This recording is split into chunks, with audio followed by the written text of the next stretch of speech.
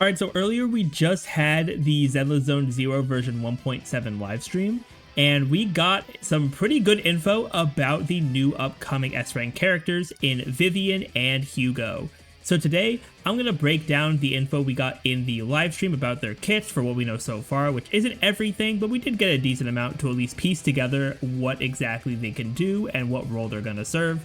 And I'm going to give my overall thoughts on their value if you are thinking about pulling for them, just to give a little bit more of, my take there as to how they might perform. So starting out here with Vivian, she's an Ether Anomaly character and has a very interesting kit with a lot of different parts to it here. So for her gameplay, you're going to want to use her basic attack to enter the Noblewoman state. And this state seems to give her a different basic attack and also gives her the ability to auto dodge. I don't know if there's any specific circumstances or cooldown for the auto dodge, but it did seem like that she was doing an auto dodge during this state. Now when you do the Noblewoman state's basic attack, she's going to recover 1 flight feather upon hitting the enemy. And flight feathers are one of 2 resources that Vivian has and are really important to her kit. And also during the Noblewoman state, if you trigger perfect dodge, you're also going to recover an extra flight feather as well. And there is a cap of 5 flight feathers, so it is important to maintain that resource as well. So when you complete the basic attack in the Noblewoman state and you have at least 1 flight feather, Vivian is going to enter the Fluttering Frog state. And in this state, basically just lets her fly, which is pretty cool, I'm not gonna lie. Then when you use her basic attack in the Fluttering Frog state, it's going to convert all of the flight feathers into guard feathers. And you also are going to get an extra feather as well, which will also be converted. And now when you convert them into guard feathers, now this goes into another part of her kit here, which is that she can also do attacks off field. And this is kind of similar to how Bernice can do attacks off field that can also, end up dealing anomaly type damage as well. So her off field attacks are called Feather Bloom. So when any ally hits an EX special, Vivian is going to consume 1 guard feather to do a Feather Bloom attack on them. So she is going to be able to provide some damage output while she is off field, which is really nice. Next up, to keep on the topic of her Feather Bloom, let's talk about her core passive. So whenever her Feather Bloom hits an enemy, it's going to inflict an extra instance of anomaly damage on that enemy, and this instance is based on whatever anomaly they're currently inflicted with. So if you're using Vivian with a character that can apply burn, then this instance of damage will be burned, given that that's the anomaly that the enemy currently has. Whereas if their most recent anomaly is Vivian's corruption, then they're going to get the extra damage of corruption. And upon the Feather Bloom hitting as well, it's going to inflict Vivian's prophecy on the enemy. And this triggers ether damage over time on the enemy, which outside of this, it has no, condition to get the damage over time. It'll just happen for a set duration. And during this, damage over time, you can also trigger the ether anomaly out of it. So if Vivian is able to do some pretty solid damage, plus get her anomalies and in turn disorders as well with another anomaly character, she can get them just by being off field once you get all of her resources in order, because you do need to get the flying feathers and then you need to convert those into guard feathers for her. So there are a few different steps to get her damage, but once you get that, you are going to be sitting pretty well. Then for Vivian's additional ability, it activates whenever there is an anomaly or ether ally on the team, and with this ability, anytime an ally triggers any anomaly, it's going to consume 1 guard feather to activate Feather Bloom. So you are going to have a bit of a loop here between triggering an anomaly, then you activate Feather Bloom, and then that's going to activate the core passive to get Vivian's prophecy. So you are going to be able to get a good amount of damage on her from that. And next up for her EX special, this is just a strong attack that will also recover multiple flight feathers. From what the livestream showed, it's at least 2. Could be more, but from what it showed in the livestream, it looked like 2 to get her up to full. And upon using the EX special, she will also enter the Fluttering Frog state. So another way to just get some extra damage, plus getting into the Fluttering Frog state to be able to change the flight feathers into guard feathers.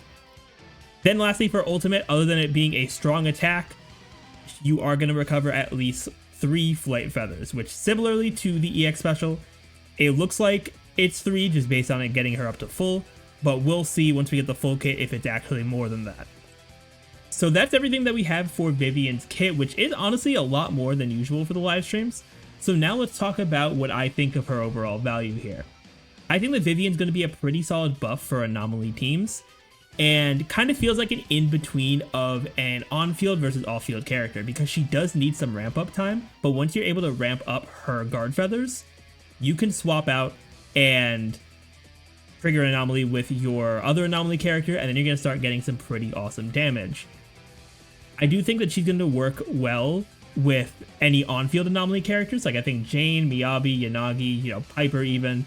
Those characters can work pretty well with her because she allows them to get their on-field time while also dealing that off-field ether damage and being able to trigger corruption while Vivian is off-field. I do also think that because she feels like a very in-between of an on-field versus an off-field character, I could see potentially some triple anomaly comps being something that people will test, and I think I'll probably try to test once I get Vivian, because I could see Vivian being ran with an off-fielder like Bernice, and then also an on-fielder as well, since a lot of anomaly characters do activate their additional abilities by having another anomaly ally. So those types of comps are definitely going to be something I'm interested in, seeing that versus having just a 2 anomaly plus a support. But overall, I think Vivian's going to be a pretty solid character, and I think if you run a lot of anomaly on your account, or you're interested in building up some more anomaly, I think Vivian's going to be a pretty solid upgrade for what you have. Alright, so next up, let's talk about Hugo, and he has a bit more of a simpler kit than Vivian, honestly. So he is an ice attack character, which already puts him in a pretty weird spot considering that Miyabi is still the premium best DPS in the game, and them being the same attribute is a bit rough for Hugo, but he does have a pretty interesting kit. So he does have a heavy basic attack, which they focused on more, since they didn't really say that his regular basic had any specific benefits outside of this heavy basic. But this heavy basic attack actually acts as a follow-up to Hugo's basic attack, a dodge counter, or quick assist, and you'll activate it by holding down the button towards the end of those moves. So there is another way that you can get some extra damage with him, but the main focus of his kit should be around his core passive. So his core passive is going to be able to increase his crit rate and crit damage by a certain amount whenever his chain attack is used or whenever the enemy is stunned. And whenever you use Hugo's EX special or ultimate on a stunned enemy, it's going to trigger the Totalize effect. So Totalize is going to increase the damage of the attack that hit it based on the remaining duration of the enemy's stun. So depending on that, you're going to get slightly different damage numbers from it. And when you trigger Totalize, the stun duration will automatically be set to 0 after the extra damage is dealt, and the enemy will also immediately gain about 25% of their stun meter as well. So you're not starting out at 0 and you have to build it all the way up. You do get a bit of extra days on them already to get you closer to that next stun, which is very nice, so you can try to get the Totalize effect to trigger again. Then if you use Hugo's EX special on an enemy that's not stunned, this EX special is going to deal extra days to the enemy, which is also nice to help getting them to that stun state so you can trigger Totalize, because that is going to be the main focus of using Hugo. And lastly, for the core passive, you're also going to be able to increase Hugo's attack per stun character on the team. Now, I feel like you probably won't want to run him with 2 stun characters, but I feel like having 1 stun character plus a support will probably be his best scenario. But we'll see once we get his full kit and actually get to try him out. But then the last thing that they talked about for his kit is his additional ability.